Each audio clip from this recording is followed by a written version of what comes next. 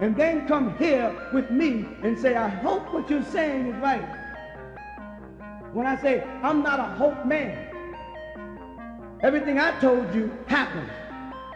Everything I told you to look for happened. This is not a place where people believe there's crafts. This is a place of people who saw the crafts. That's why we gather here. We're not people who have a doubt of whether or not there's some extraterrestrial involvement. Our doubt was, how do we stay religious with the reality that there's extraterrestrial involvement and it's not mentioned in the books we say we believe in. That's where our problem came in.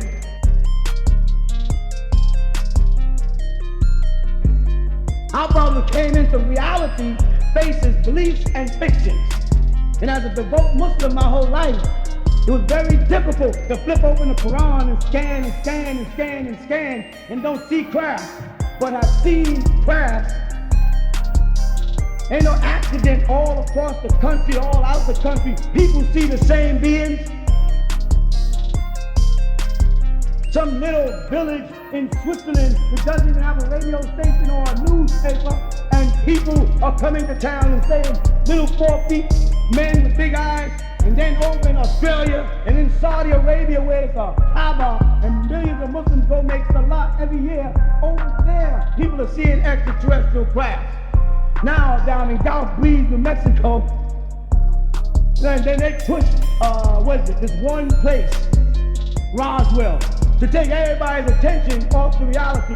Now they got everybody talking about Roswell and whether or not that's authentic. And what about the millions of sightings that are going on today? What about people that are being abducted and coming back and going on hypnosis and telling the same story, describing the same beings, saying they got the same treatment, they got scars on their bodies, probes taken out of their body, pictures of craft throughout Mexico. They actually shot back with home cameras. We had one on film last weekend.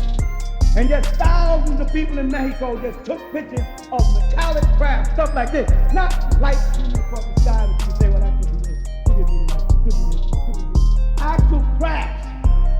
You understand?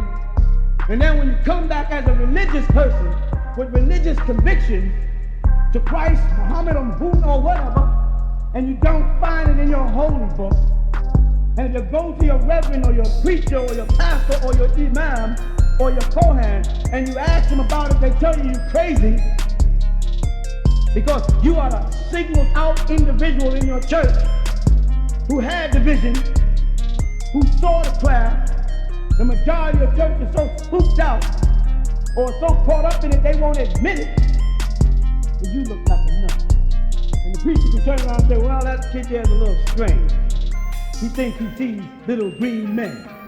The concept of the little green men are stamped in their head by the media, by television, by cinema, by the movies, as you call it here, man. So that when I say I saw a little man, they say you're a little green man, right? And I can't continue my story without looking like I'm crazy. You know? So we're the people who've had the real experience. People that know something is getting ready to happen. We're the people that are psychic sensitive. We feel something ain't right in the air.